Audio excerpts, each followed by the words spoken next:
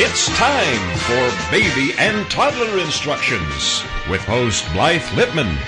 Blythe is a nationally renowned infant and toddler expert who has over 30 years' experience helping moms and dads regain their sanity, teaching them how to survive, and giving them the confidence they need to be the best parents ever. From sleeping to crying to potty training to choosing a preschool and so much more. If you're a parent, Baby and Toddler Instructions is the show you've been looking for. Now here's your host, Blythe Lipman. Good morning, afternoon, evening, whatever time zone you might be in. Thanks so much for tuning in to Baby and Toddler Instructions. Hope you all had a happy Columbus Day. Today is Wednesday, October 14th, 2015, and the show is live. So if you have any questions or comments, you can always call at 877-864-4869. I love callers. And if you're listening to a podcast, you can always contact me via my website, mybestparentingadvice.com. Also, you can pull up all my podcasts 24/7 on toginet.com, Stitcher.com, iTunes, and go to podcasts when you go to iTunes. And again, my website, mybestparentingadvice.com. Because they are on there, and I have had over 200 guests, and I know you'll love the guests. They've all been wonderful. I love doing my show. So anyway, pull up a podcast. It's on all the iDevices that we all have. So today's show, I have a wonderful guest that I will tell you about in just a minute. But I also want to remind you to visit audible.com/parents to get a free downloadable book. I love Audible, and I just downloaded a great book called The Life-Changing Magic of Tidying Up, The Japanese Art of Decluttering and Organizing, written by Marie Kondo. Anyway, it's a great book, so audible.com/parents to get a free downloadable book. Yay, and I will get credit too. So go get your free book. Also, I have a recall today, just one. The Safety First recalled it's called the Decor, D-E-C-O-R, wood high chair. A child can remove the high chair's tray and pose a fall hazard. Well, why can they get the high chair tray off? I wonder if they just pull it up straight, because most of the time on the high chairs they have to slide in. Anyway, this is from Safety First, and if you go to my website, mybestparentingadvice.com, you will see all the recalls. I try to update them every week. And if you have something that's been recalled, please don't try to fix it yourself. That's why they have the recalls. You can call the company, you can go to their website, or you can take it back to the store where you purchased it, because many of the stores get the recall list daily. Babies R Us told me last week that they always get a list with their products, whatever products they have in the store, and they take it off the shelf immediately. So that was the recall list for today. And my guest who will be with us in just a bit, Jonathan Sorrell, we are going to talk about everything adoption, and he's great. But I have to tell you, I'm ready for a sweater because it's supposed to be 100 degrees here in Arizona today. I'm not going to complain, but I want to wish everybody a happy fall, and think of me when you put your warm sweaters on and look at the beautiful changing leaves. I have to say, living in Arizona, where I live anyway, the cactus do not turn color, so I kind of miss the leaves, but we can go up north to Flagstaff and Sedona and see all the beautiful leaves. So happy fall. I have a couple things to share with you. This is pretty scary. A Florida woman found herself in a sticky situation after a mix-up caused her left eye to be glued shut. I don't know if you heard about this, but she said, something blew into my eye, and I screamed for someone else to get eye drops out of my purse, and they brought super glue instead, and without looking at it, she poured it in her eye. Oh, my goodness. And she felt a burn and screamed, call 911. Well, she told the station that a friend was using a leaf blower to clear away the leaves, and a piece of debris landed in her eye, and she put super glue instead of Visine. The doctor was able to pry this woman's eye open after applying an anesthetic. And you know what? He said she should get her sight back and not have permanent damage. But this is terrible because this was a single mom of two. She went more than a week with her eye glued shut because the doctor told her that she didn't have an insurance or money, and he originally refused to treat her. Isn't that awful? So what happened is the story hit the headlines, of course, the local headlines, and the doctor apologized, and he did fix her eye and got the glue out of it. So you know what, new moms, seasoned moms, dads, whatever, I know you're always in a hurry. Make sure you always look and see what you're putting in your eye or any place else, because it's really easy. Some of those bottles all look the same, and I guess it's very easy to grab things that you don't think they are. Anyway, so what else do I have to share today? Well, because we're going to be talking about adoption, I want to share some tips from my book, Help! My Baby Came Without Instructions. And don't they all come out without instructions? My chapter on I'm a new mom and I don't know what to do. It's called Survival 101, Learning How to Take Care of Yourself, something moms are not really good at. First of all, don't forget to eat. This is so important. You need your energy when you have that new little baby. And we, as moms, are notorious for either grabbing a protein bar or not drinking any water all day. So don't forget to eat. You know what? If you can, have things out and ready. Have a bowl of fruit. If you eat nuts, have some nuts. Whatever it is, make sure you eat. You need that energy. Also, when you either nurse or give the baby a bottle, every time you feed them, have a glass of water, a glass of iced tea, whatever it is that you prefer to drink. It's great to stay hydrated. If you're breastfeeding, it will help your milk production. So make sure you drink enough during the day. You know, put bottles of water around the house or glasses of water. Or again, you can have things stocked up as far as food goes too. You know, if you have any time before you have the baby, make some soups, buy some things, put them in the freezer so you can just pull them out. Also, let's talk about taking care of yourself in another way. Take some me time. You're going to be overtired, especially with a newborn. You're going to have sleep deprivation. And that's just a fact, but I tell this to moms all the time. When your baby takes a nap, you take a nap. And moms will say to me, I can't sleep during the day. You know what? Just lie down on the couch and close your eyes or read a book or whatever it is. You need to get that energy back when you're a new mom. You know, when you're a working mom, it's tough too. When you come home from work, make sure when you come in, I know maybe the baby needs to eat first, grab that glass of water, grab that handful of nuts or an apple or whatever it is, because working all day and then coming home and having to take care of the family is really tough. So those are a couple of my tips, and you can get my book, Help My Baby Came Without Instructions, more Help My Baby Came Without Instructions, and Help My Toddler Came Without Instructions at Amazon.com, BarnesandNoble.com.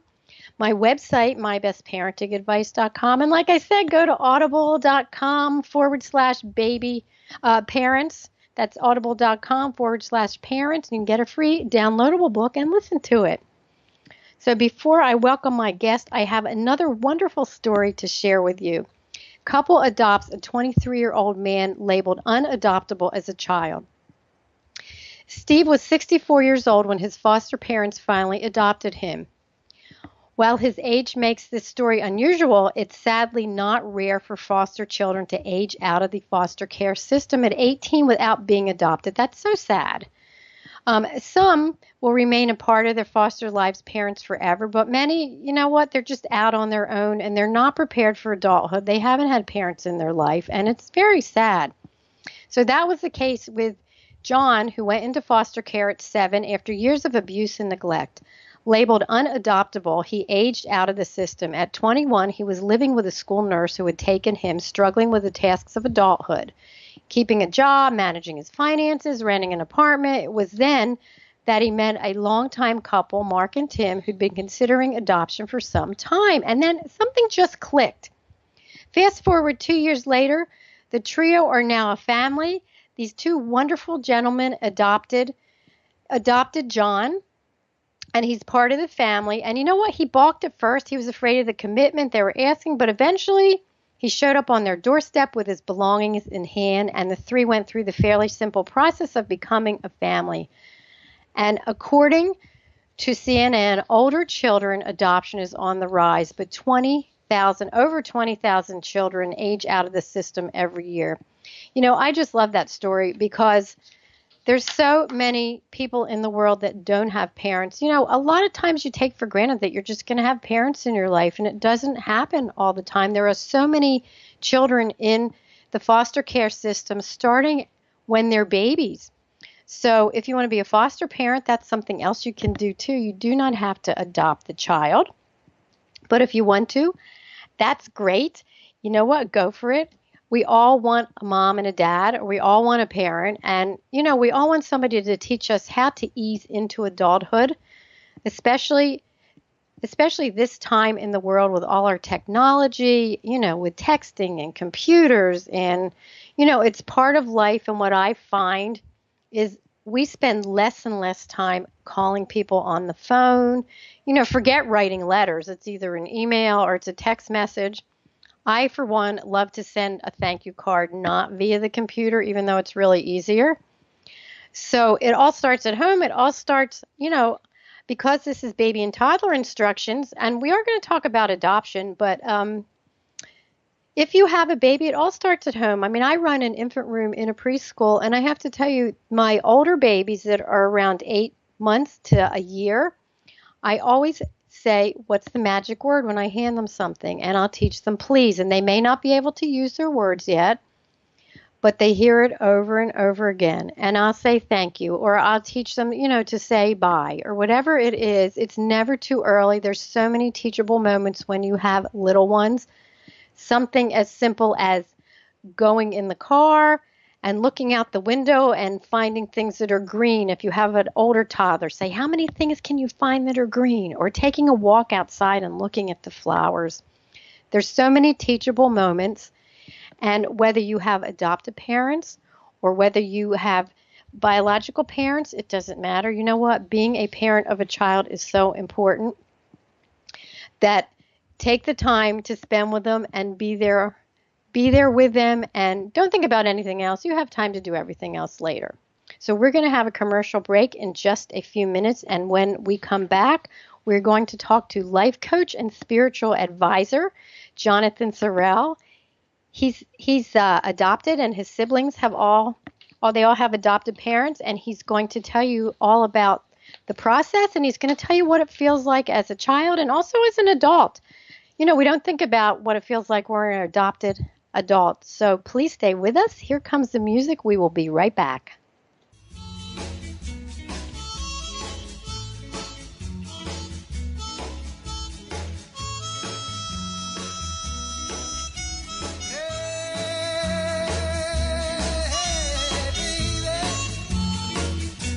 We'll be right back with more Help My Baby Came Without Instructions. It's Baby and Toddler Instructions with Blythe Lipman on TogiNet. We'll be right back right after these.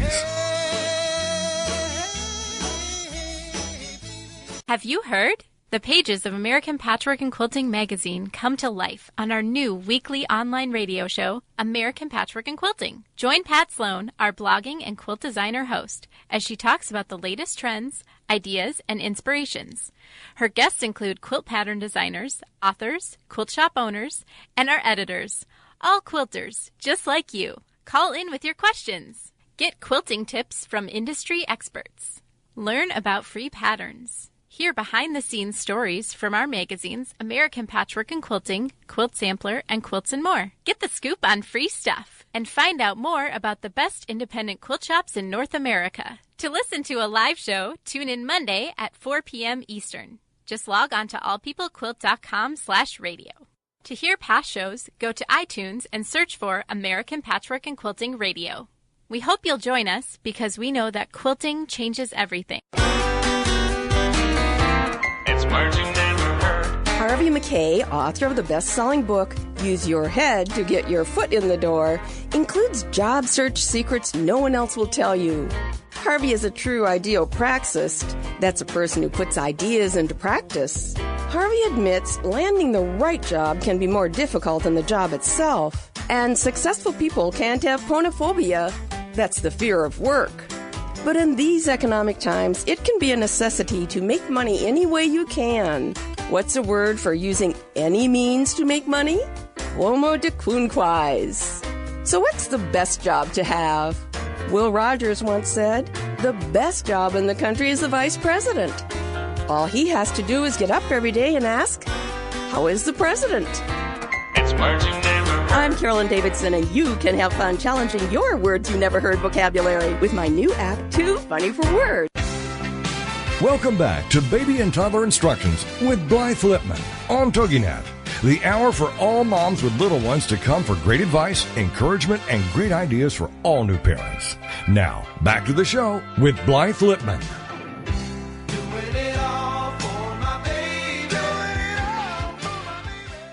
Welcome back to the show.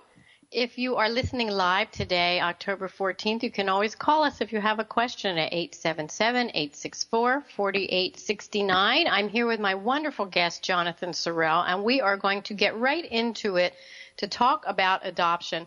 Jonathan, I have to ask you this, and maybe I'm jumping the gun a bit, but do adopted children know they're adopted before their parents tell them, if they actually ever do tell them? Well, that's a great question, Blythe, and yes, I believe that they do. Having raised my own 4 children, and then everybody in the 4 children that were in my family that I was raised with, and it was one of the things that I wanted to talk about. So I'm glad that you probably brought up one of the most important questions possible. I always remind people, and I think this is a very, very important thing to remember, is that children, when they're in the womb, they remember the mother's smell, they remember the mother's voice. If the father is around, they remember the father's voice. So even though that may be a quick transition, like even in my next older brother's case, he was adopted at 2 days. But I think a child always knows. And there's a lot of friends that I have that were adopted that weren't told till they were later, and they always felt like something wasn't quite right. And so the answer to your question is, from my perspective, is yes, absolutely. That's interesting. Well, you have 4 adopted children that you were raised with. What was it like? I mean, did your parents tell you when you were, 6, or did you talk about it? And was it crazy in your house, or? Well, I think it was crazy in our house, probably just like a lot of other, American households. But, Blythe, honestly, I can't remember a single day that I didn't know. As far back as I can remember in my childhood, our parents were always very, very open about it, very open letting us know that we were all adopted. They also really, really stressed how much that we were loved, how much that they cared for us, and how much that they wanted us. And they really strive, and they drove that point home constantly. So they wanted us to know that we were part of their family. Now we didn't have an answer, and I can talk about this a little bit later, about the families we came from, but they always told us. And I'm a firm believer in letting children know that, because of the child always knowing. When do you say that? When is it appropriate? Is it each child is different, as I always say, or is there a certain age that they can understand it? I mean, you're not going to tell a 3-year-old, I'm not really your mommy. Even sometimes you may feel like it, but. Right. And, that's another wonderful question. I don't think there's a one answer that fits all. Every family is different. Every child is different. I always ask people to first pray about it, put it out there, ask for a situation that will avail itself to be the appropriate time. I know some parents want to hold off. They keep thinking, well, another year or another couple of years. But when you get into some of those situations, what ends up happening is, let's say the child ends up going to the doctor, and let's say the dad is an adopted dad, as an example, and they want to know medical history. And the child hasn't been told that he's adopted, and then the question gets asked, well, what's the medical history in the family? And all of a sudden the dad's sitting there and trying to figure out how is he going to answer the question because he hasn't told his son. And that actually happened to me yesterday. I was at the doctor's office and they wanted medical history. And I said, I don't know, doctor. But I'm not in the same situation as a younger child. No, but I think it's interesting, too. I don't mean to interrupt you, but I'm just sitting here thinking, especially families, if they're a biracial family and they don't look like mom or dad. Not that any other child is going to look like their mom and dad, but if they're adopted. But, that even brings out the differences a little more. Yes, absolutely. Absolutely, it does, and I think it can be, very uncomfortable, especially if you haven't told a child, or just different situations that avail itself that somebody may not necessarily be thinking about. But as our child get into the school years, those situations are more apt to happen. You never know when something's going to come up, or an accident, or one thing or another. But again, there is no one answer that fits all. I think it's something special that has to be talked about with the parents and dealt with at the family level. Oh, absolutely. And kids are mean because, you know what, kids will say, that's not your mommy, or that's not your daddy, or why do you look different, or something. Kids can be really mean. So I guess it's just it's scary for the parents, but you know what? You have to be so gentle with the child so they do feel loved. And, it doesn't matter whether they grew in your womb or in your heart. Exactly. And I think, back when we were adopted, which is back, 50 for my sister and I, 52 years ago, and our younger years, I don't think children, on average, were nearly as mean or vocal as what we seem to experience a lot in the school systems today, and just in general. I think people have lost a lot of the sensitivities, and that would be another issue for a child that, like you say, everybody's different. And we think about adopting a child and giving them a wonderful home, but that child they have their own thought processes, their own emotions, their own feelings. And, we don't know what they're going through. So we have to provide a safe, healthy, loving environment for them to be open up and express and share, as we have to do within any home and with any family.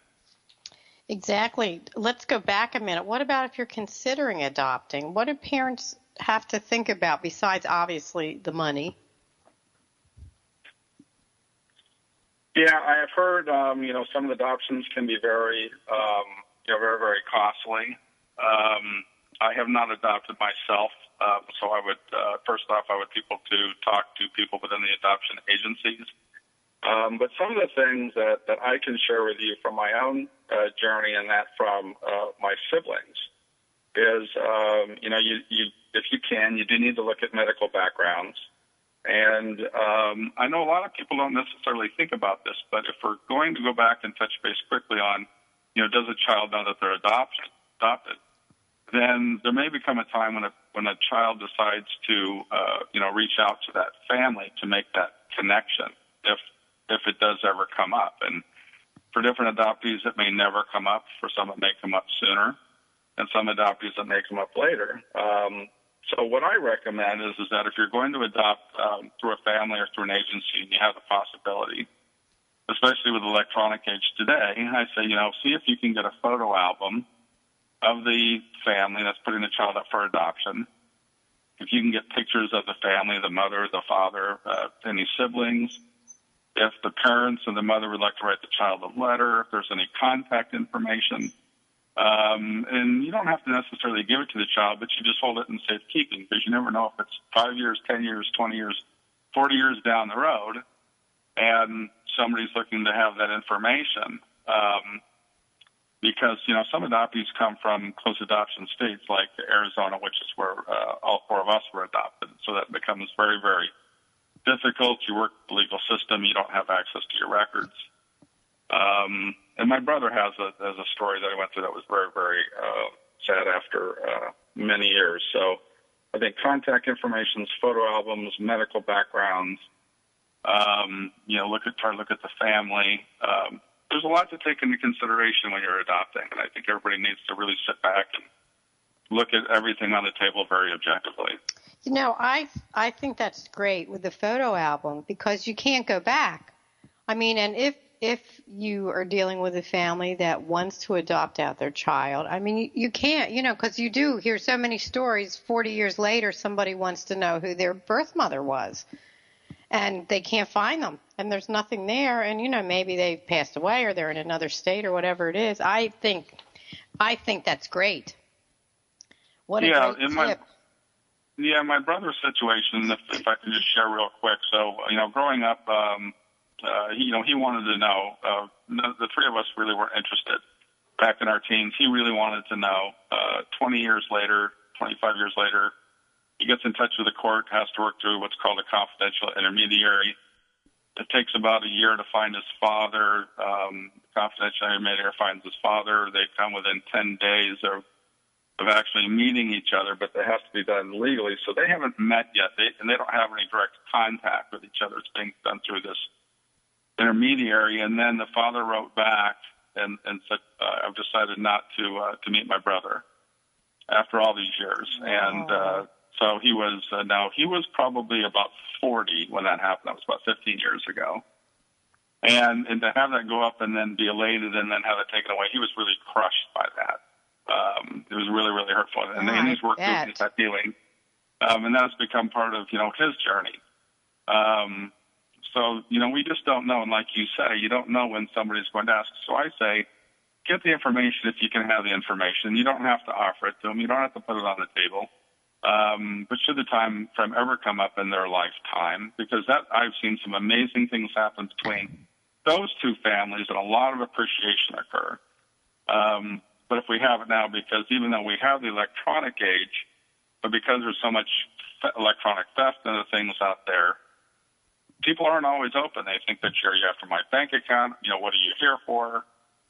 They don't know where you're coming from. And I had a few experiences like that on my own. So I think it's better if you have something, put it away for safekeeping if you need it. It's better to have it if you need it. It's like a raincoat, right? You always carry it with you in your trunk. You never know when you're going to need it. No, you know what? It's true, and it's great advice because you don't know. And excuse me, what? So sad story with your brother. I can imagine he was crushed, and I'm sure that happens a lot. They always put on TV how the adopted families meet each other and they live happily ever after. You know what? That is television, because I can only imagine how there must be a lot of disappointing stories. But if you're with a wonderful, wonderful family, hopefully there's enough support there to make you feel better. But we're going to have a commercial, and when we come back, we're going to continue to talk to Jonathan Sorrell about adoption. And check out his Facebook page. It's wonderful. He posts such great things every morning. It's a great way to start your morning. It's almost like meditating with Jonathan Sorrell via Facebook, because the quotes you put on there are just beautiful. So the music is coming. Please stay with us. We will be right back.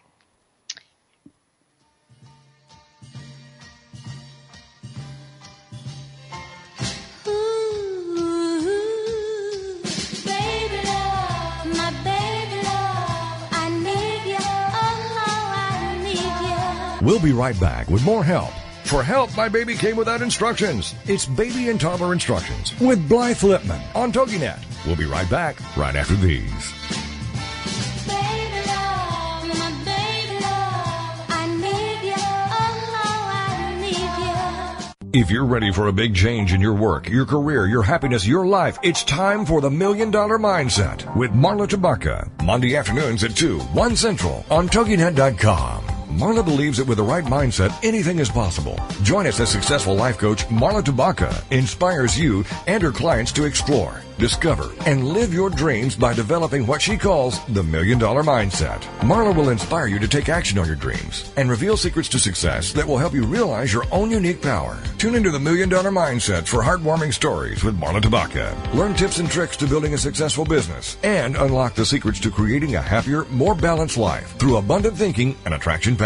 For more information on the $1 Million Mindset, go to our website, marlatabaka.com. That's MarlaTabaka.com. It's the $1 Million Mindset with Marla Tabaka. Monday afternoons at 2, 1 p.m. Central on TogiNet.com. It's the Fitness Minute with fitness expert Annette Hammond. One notable arch enemy is belly fat. There are two types of fat found around your midsection: subcutaneous fat and visceral fat. Subcutaneous fat appears underneath the layers of your skin. Visceral fat is a dangerous fat that's around your organs. According to the Mayo Clinic, visceral fat settles around the vital organs in the abdomen and increases the risk for heart disease, stroke, type 2 diabetes, breast cancer, colorectal cancer, and premature death. While a small amount of belly fat is not unhealthy, an excessive amount can increase your risk for health problems. Adding extra cardio to your exercise routine and cleaning up your diet can help you diminish belly fat. For the Fitness Minute, I'm Annette Hammond, keeping you healthy, happy, and fit at AnnetteHammond.com. Welcome back to Baby and Toddler Instructions with Blythe Lipman on TogiNet, the hour for all moms with little ones to come for great advice, encouragement, and great ideas for all new parents. Now, back to the show with Blythe Lipman.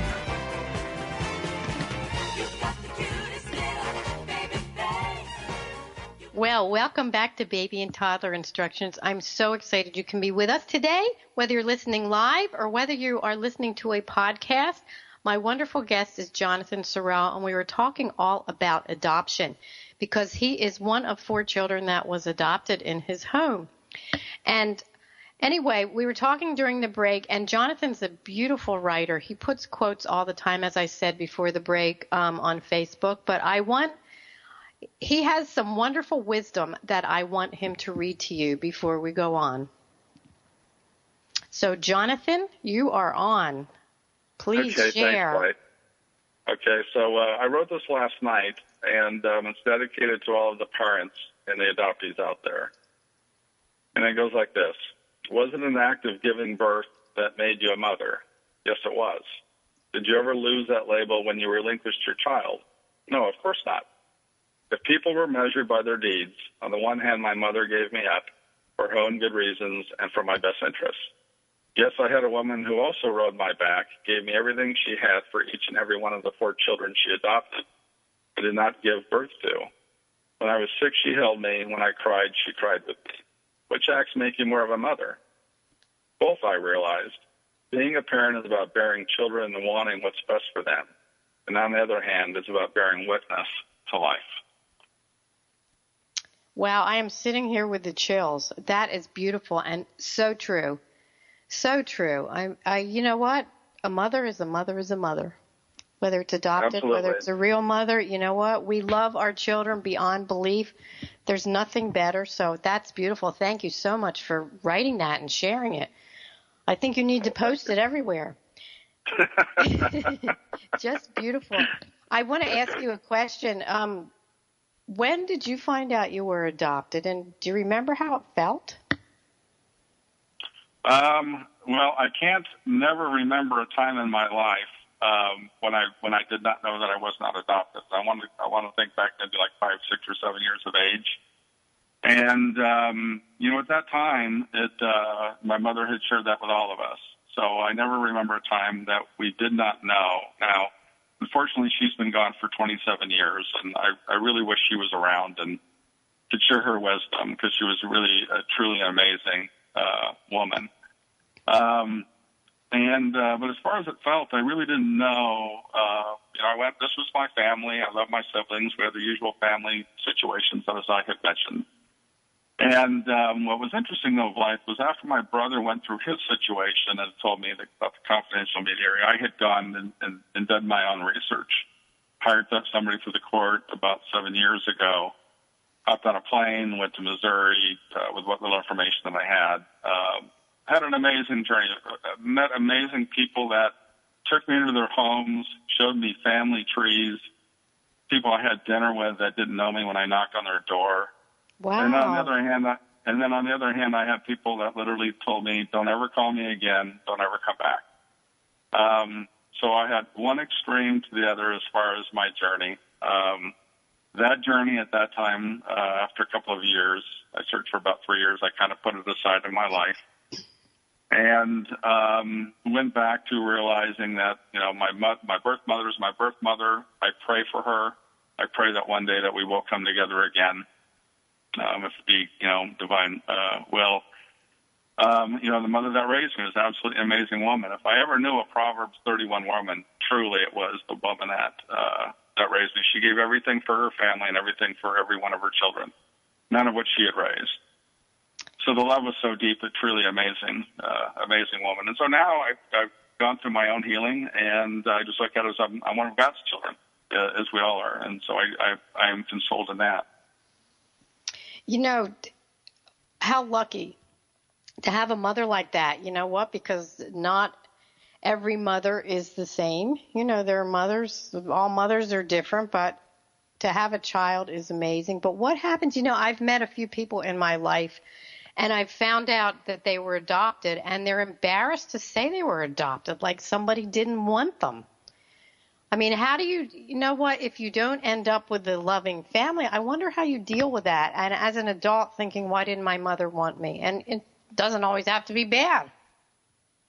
No, it doesn't always have to be bad. There are some really good books on adoption. There's a book called Journey of the Adopted Self. It is a series of short stories. Some are very, very good. Some, I think, will actually push you back in your seat like, am I actually reading this?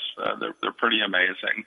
But some people go through not only the adoptee, but with the parents, how some have come together, how some adoptees went and met a parent. The other parent didn't know that that was actually their child, and they said, I don't want any part of that person. So then they then were very, very happy with the family that they were raised in. You know, it's funny when I tell people adopted. I even was telling somebody last week, and they're like, oh, you're going on the radio and you're going to talk about adoption. What do you know about adoption? And then I tell them, and they're just like, they look at you like that glazed jelly donut look in their face, and they don't know what to say, you know. And then I said, yeah, and I had 4 kids in my family, and we're all from different families. And then they just sit back and they scratch their head saying, my goodness, somebody actually adopted 4 different kids from 4 different families. And my sister was born only 9 days before me.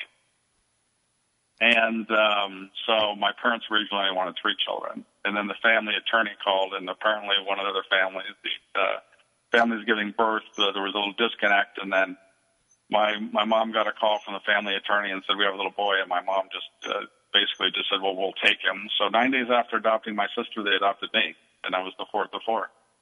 Wow. Big brother, little brother. I wonder, is it the same?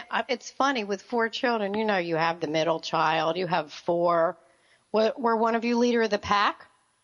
I mean, everybody comes from different families. It's funny because if you have 4 children from the same family and it's not an adopted family, so you know, maybe you sort of have some of the same traits, but you're coming from 4 different families. That must be the coolest thing.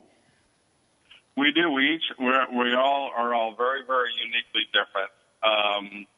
You know, from where we come from. But our love towards each other is tremendous. But, you know, again, we have the same family issues that many families have. You know, you may have one child that may be more athletic. You may have one child that is, you know, much more of a brainiac, I'll call her. I mean, my sister could read, write, and translate 7 languages by the time she was 24. Oh, my goodness. And so I can go into a bank or stand in line and somebody will be talking in German or Chinese or Spanish, and she'll turn around and just start talking to them. And you know, those are not traits that I have, and I admire her for them.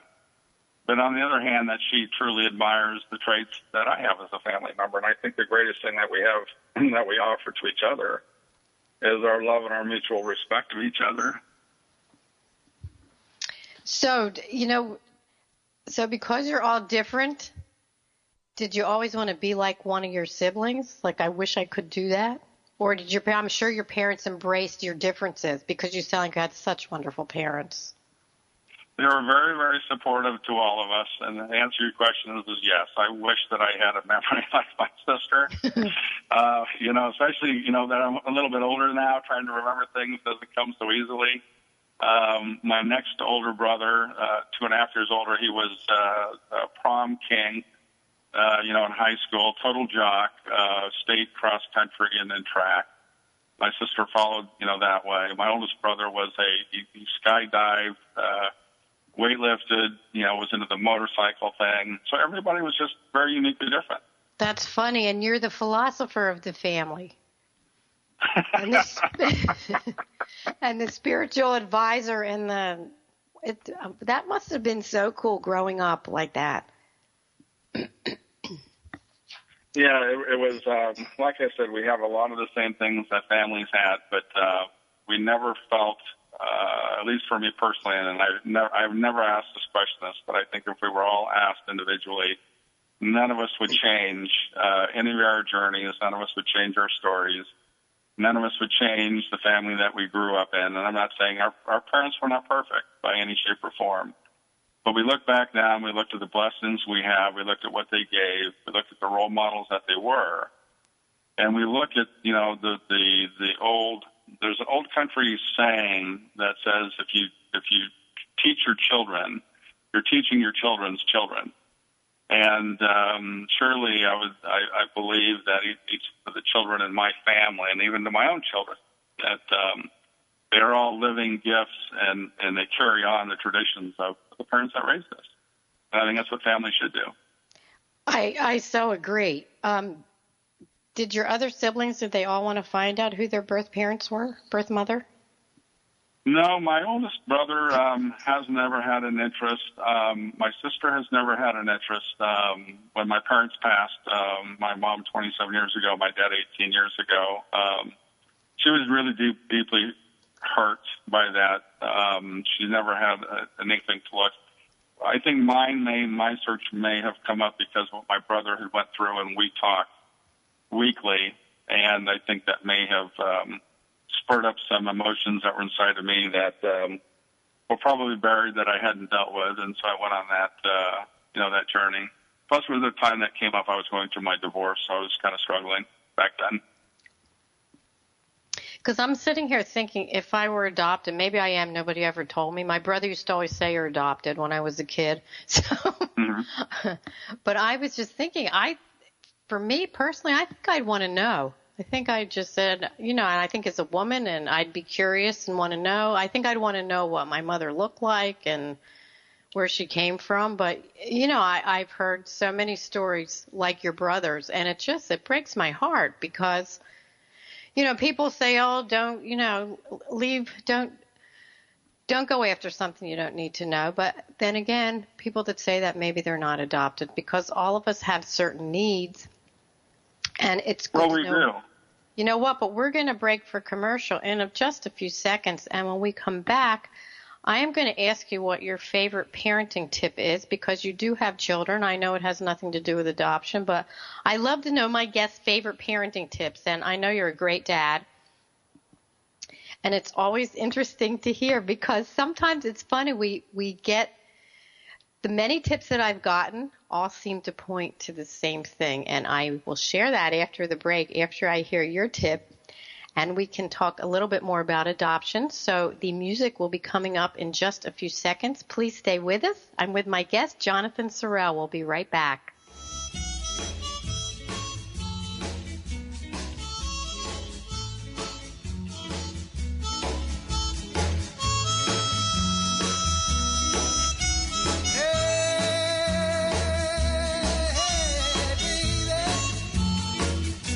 We'll be right back with more Help My Baby Came Without Instructions. It's Baby and Toddler Instructions with Blythe Lipman on TogiNet. We'll be right back right after these.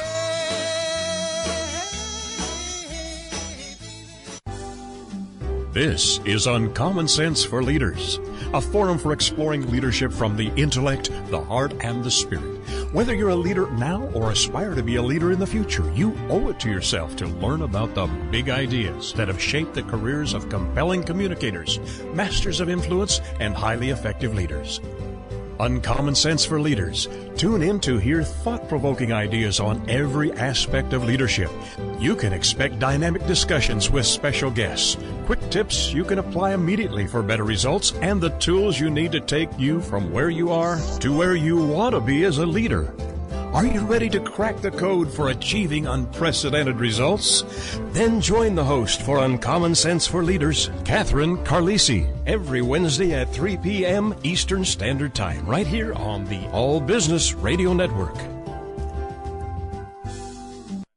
It's the Fitness Minute with fitness expert Annette Hammond. If you are working toward losing weight, or if you want to maintain your current weight, be sure that you're not drinking your daily calories. Researchers have found that most of us get 20% of our daily calories from what we drink. Many times we're not even aware of how many calories we're consuming by drinking. A popular fast food restaurant sells chocolate milkshakes that are a whopping 1,000 calories. A large white chocolate blended cream frappuccino has 630 calories, and that is without whipped cream on top. Drinks sweetened by added sugars, compared to those naturally sweetened drinks, are almost identical in calories, so watch out for fruit juices. For the Fitness Minute, I'm Annette Hammond. If you're a fan of Fitness Minute, like us on Facebook at Fitness Minute with Annette Hammond. Welcome back to Baby and Toddler Instructions with Blythe Lipman on TogiNet, the hour for all moms with little ones to come for great advice, encouragement, and great ideas for all new parents. Now, back to the show with Blythe Lipman.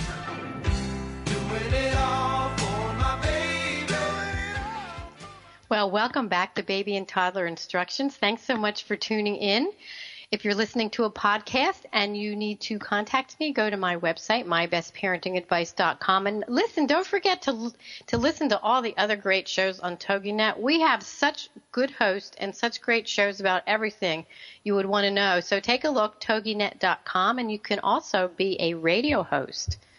So, Jonathan, before I have you share your favorite parenting tip, please tell my listeners where they can find you. Okay, I would say, Blythe, that the best way to find me is on Facebook. There's a picture of me. There's kind of different glows of different colored lights kind of reflecting off of me. So it's kind of a groovy picture. So you'll know if you find it's got a couple of daily inspirational quotes there. And I hope that everybody listening will become a friend of mine and join me on my journey. And I'd love you to be part of my extended family. Also, tell my listeners about the group, your healing circle that you're going to be setting up if they live in Arizona. Okay, so about 8 months ago, I started a drum circle and a healing circle for veterans coming back from the wars with PTSD to allow them to open up and to share. And as of about 3 weeks ago, I'm going to work with another facilitator, and we're going to take that into the community. So if anybody that's in Arizona can make it to the greater Phoenix area, we'll be having kind of a healing circle, a place for people to be able to come open and share, find a family, find community, make some connections with some really amazing people, and really create a lot of healing, hopefully. And have a lot of joy and a lot of fun together. You know what? And you can never get too much healing, I have to say. There's always more healing to be done in our lives. So, by the way, that's Jonathan Sorrell, Sorrell, on Facebook. So be his friend. He's a great friend. Anyway, thanks for sharing that. Your favorite parenting tip since you're a dad? Well, great question. And, it's interesting, as you mentioned, it's 2 days to today since I was last on your show. But what I go back to, Blythe, is actually something I brought up back at that time frame. And I think the greatest parenting tip that I can offer is to tell all you fathers to love your mother, to love their mothers, the mother of their children. Love your wives, love your spouses. And that goes both ways. Keep the love, respect cycle on track. And your children will fall in place, and they will be very, very mindful and very respectful. So dads, if you're listening, love your wives with all your heart. Do everything you can for them. And you can never do too much, including vacuuming and doing the dishes. That's such a great tip. You know what? It's such a great tip because it's interesting. My son is in his 30s, and he'll do something, and he'll say, Mom, remember you taught me to do this. And it's so great to see him do something because when your children are little and as they're growing up, you do so many things and you wonder if they actually hear you or they're tuning you out or if they're watching you. And, starting when they're little, tiny kids, when they're toddlers, they watch everything you do. They look and then they'll imitate you. You know what? Imitation is the greatest compliment. When you see your little one doing something, it's so cute. I have twins in my baby room that I work in, and it's so cute because they like to clean. So I will give them, not really clean, they're not spraying anything, but I will give them a clean washcloth, and they will wipe off the toys, and they'll wipe off the refrigerator, and they go around, they're wiping the floor. They're only one. And one of them is just starting to walk. And it's so cute because I am sure at home they watch mom or dad, wiping things. So if you have a toddler, I have to tell you, toddlers do love to help. Give them a paper towel, give them a clean washcloth or something, and let them clean. Good training, too, especially if they're a boy. Right, Jonathan? Absolutely. You know, it's interesting because I said before the break when I asked for favorite parenting tips, they're always about loving one another and being consistent. Consistency is so important for parents. If your child knows what you're going to do every day, and your spouse and your partner, it makes it so much easier if you're consistent. And if you're going to change something, you know what? Don't keep changing things back and forth. Pick something you're going to change and make sure everybody knows about it. If it's something in your family, and go with it. But anyway, it's all about love. Children feel love. You can never give too many hugs, kisses, and be there when you talk to your children when they want to talk to you. So let's get back to adoption for just a minute. Do you have one specific tip that you would give a parent if they're thinking about adopting? Putting you on the spot. I would just say, just do your research, get to know the family, try to do your research, talk to the adoption agencies. I'd just like to throw this out for not only people adopting, but for everybody that has children. And, they say to raise good children, spend half as much money on them as you are currently and spend twice as much time. Can you repeat that again? That is really so important. That spend half as much money on them as you currently are, but spend twice as much time. Twice as much time. You know what? It's so important. It's so important. People want your time. People want the connection. Take away the iPhones, take away the iPads, take away the electronic games. Have movie night, have, dinner time. Do the things you need to do as a family. And it doesn't take much to put those things into your everyday. Yes, we're busy. And you know what? As the kids get older and you have more activities, it's still so important to put that family time in there, whether it's an adopted family, whether it's a family that, has kids naturally. Put it on your calendar. I tell parents this all the time. We put so many things in our phones. We all have smartphones. We put reminders and we put alarms and we put everything else. Put something in your phone so you can make sure that you've written in time with the family. And I always loved it. I don't know if your parents did this with you, but, I have 2 children, and I always made sure that I had time for each child. That we had a special, either a couple hours, whether we went out and maybe got ice cream. They didn't have frozen yogurt then. or, we went to a movie, or we just took a walk around the block, even when my children were little, even when they were 3 and 4, just to go outside and take a walk with them and have that one-to-one time. And you could talk about colors and how many green things do you see, or you can find anything red. There's so many teaching moments when you can do that one-to-one time with your child, that you don't have to go buy something and spend money, as Jonathan says. No, you don't. And, the one thing that I did, Blythe, with all 4 of my children, my thing every night was I bathed each one of my children when they were growing up, help them get in their pajamas or their, their nighties, rub their backs. I had story time with each and every one of them. I did that every day, even though I was running my own company at the time. And the other thing we did as a family every day was we had dinner time as a family. That was our rule.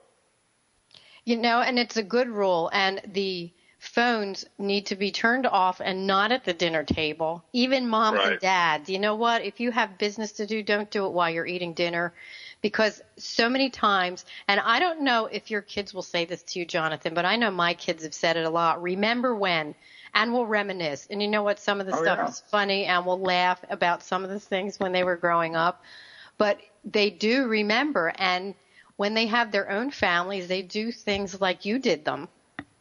And it's great. It's great. Maybe some of it's not so great, but most of it is really wonderful.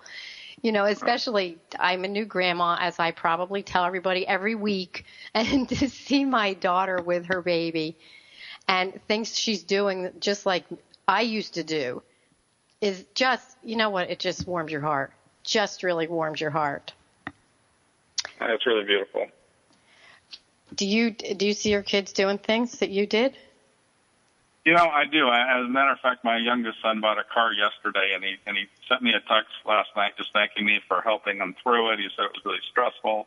Thanks for being there for me. He says, I know you don't think I always listen to me, but I want you to know that I always do the best that I can. And, so he's always letting me know that he may not always follow my instructions, but it's not like he doesn't listen. So our job is to plant the seeds, hopefully continue to water the seeds, and sooner or later, hopefully along the lines, we'll see a lot of the blooming and the flowers and the growth through all of that. What a perfect way to end the show. I'm going to have to let you go and say goodbye because we're coming to the end of the show. Jonathan Sorrell, you're wonderful. Thank you for being on the show. And if you're listening, please go to Facebook and find Jonathan Sorrell, 2 R's, 2 L's. And we will have you on again maybe 2 days to the same day, a year from now. Who knows? Maybe sooner. All right, anyway, thanks, Jonathan. Have a great rest of your Wednesday. Bye-bye. Bye-bye. Wow, what an eye-opening show. Children are wonderful, no matter who their parents are. You know what? Just love them with all your heart. That's my advice, and you can't help it. They're just great. Anyway, my guest next week will be the wonderful jollytologist, Alan Klein. He's going to share his great tips for enjoying each day, even though I know you're doing 10 million things, new parents, seasoned parents. And he has a new book that I just love. It's called You Can't Ruin My Life. Anyway, actually it's called You Can't Ruin My Day. I'm reading life. Sorry about that.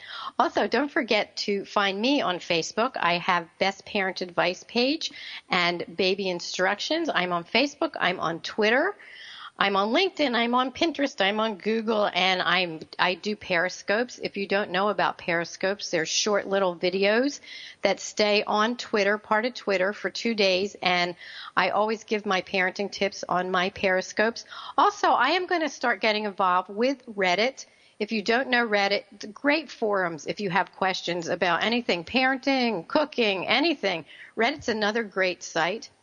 And also, don't forget to go to my website, mybestparentingadvice.com. I am posting each week, and I give lots and lots of tips. I love to share with parents. If you have an issue, you can always contact me. I do in-home video and telephone consults if you just can't get the parenting thing right. So I'd like to leave you today with these wonderful words of wisdom about adoption.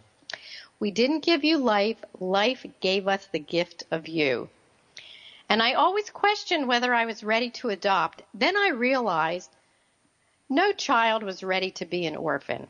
And finally, I love this. You may not have my eyes or my smile, but from the first moment, you had my heart. You know what? It's so true. Whether you grew your baby in your womb or in your heart, children are wonderful. Take that time each day to give them hugs, give them kisses, get down to their level. If you have a little one, stoop down and look in their eyes when they talk to you. There's nothing better. Thanks so much for tuning in today. Have a great rest of your week, and I will see you next time. Bye-bye.